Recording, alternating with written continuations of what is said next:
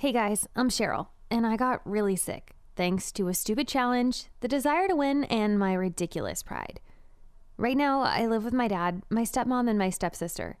My mom died of cancer when I was just 3 years old.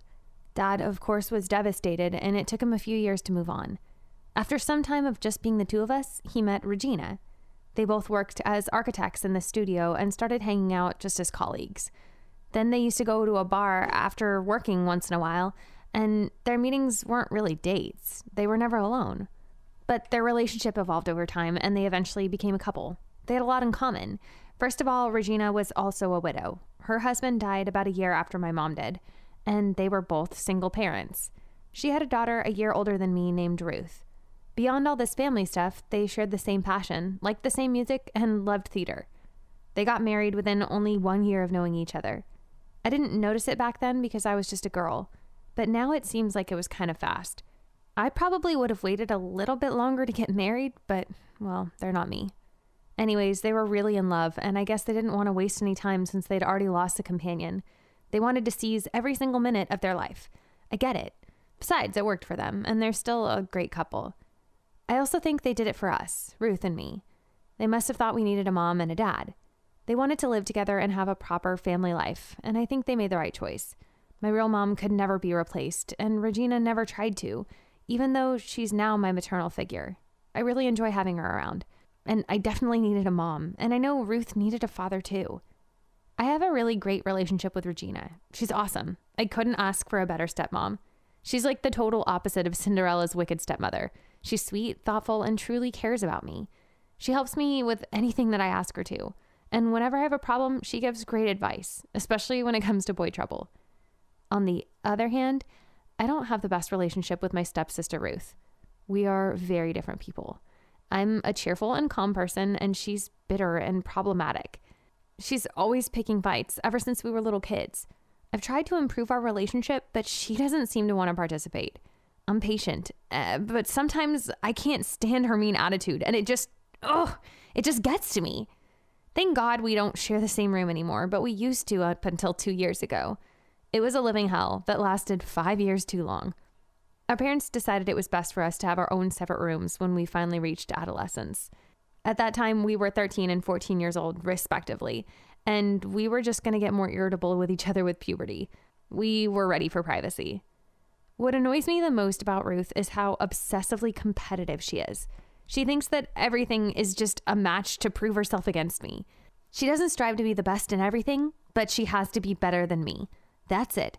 She even makes stupid competitions out of dumb stuff, like who drinks water the fastest. She's crazy. It's nonsense. For example, I love theater, not just watching plays, but Dad likes it too. And I also love performing. I've loved acting ever since I can remember, and it's one of my passions. So Ruth wanted to enroll in my acting class as soon as she found out I was killing it. And she did. I practiced a lot to become better. But Ruth was somehow on another level. She never stopped practicing, like not even for a minute. I knew she wasn't actually passionate about theater. She just wanted to do the same thing I did and do it better. She auditioned for every single role I wanted, even if it wasn't the leading role, and she got them. Basically, she longed for what I wanted and was looking forward to taking it away from me. It was so obvious. I got tired of the situation and decided to quit acting and leave the theater world just so Ruth could leave me alone. I tried to go for something else, and music was my choice. It's far from being the same, but they're both in the arts and involve emotion and performance. So I signed up for singing and piano lessons. Turns out I can't sing. I totally sucked. So I decided to quit that before Ruth could even sign up. Music wasn't for me. But then I moved on to sports. I signed up for a bunch of different tryouts at my school, and I was terrible at most sports, but I found one thing I was really good at: cross-country running. I had no idea that I was actually decent at it, and I discovered that I've got pretty good endurance. You could call me a natural. I joined the cross-country team, and I totally fell in love with the sport. It became a new passion for me, and I was a really essential member of the team. I even helped carry us all the way to state. We were the pride of the school, and we all actually became kind of popular for it, like small celebrities in our tiny high school. I know it sounds stupid, but Ruth must have been really upset because I was accomplishing something she hadn't. For the first time, I was better than her at something. Now, I was acknowledged and popular and an athlete and had more friends than her. And of course, she hated it. She wanted to beat me. to make a popularity contest and see if she could get more friends than me. It's so obvious and stupid. She couldn't stand it and decided to get into sports too.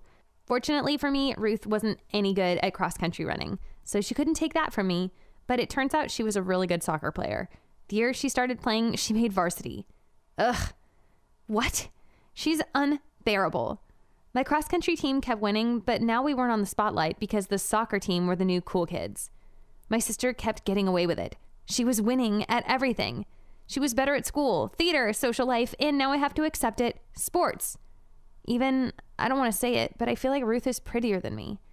I usually don't pay much attention to her. I know it sounds like I do, but I don't. Not really.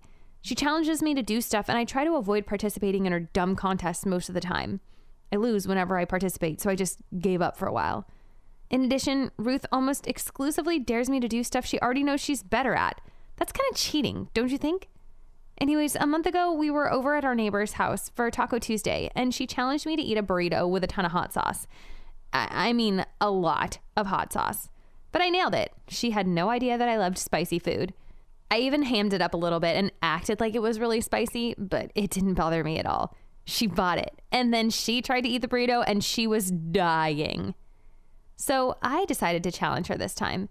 I admit to taking advantage of her being bad with spicy food. So I set up some rules for the challenge first that were in my favor. It involved eating really spicy food for a whole week. Hot sauce had to be added to every single meal we had. And if somebody surrendered before the week was over, the other one still has to carry it out to the end of the week in order to win. It's not a contest of who lasts the longest. Instead, it was about who could make it the whole week. I also suggested that we put some skin on the game. The loser would have to wait hand and foot on the winner for a whole month. Ruth only lasted 3 days in the contest. Like I told you, I knew she couldn't take it. I ate spicy food for all 7 days, but it didn't turn out like I planned. Something horrible happened to me. First, I realized I was starting to gain weight, a lot of weight for just a few days.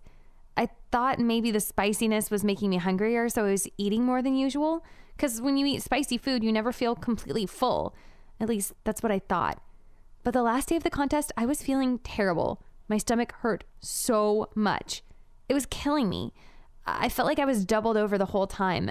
Maybe it was just a normal bellyache at first, but it got so bad to the point where I couldn't stand up straight. I had to tell my parents about this awful competition. They were really upset. They told us it was irresponsible, unhealthy, and potentially dangerous. They took me immediately to the hospital because I was crying from the pain. I got all checked into the ER and the doctor ran some tests. She came back with a diagnosis a couple of hours later. It wasn't a good one, and I could see it on her face before she even said anything. Everyone was nervous and worried, even Ruth.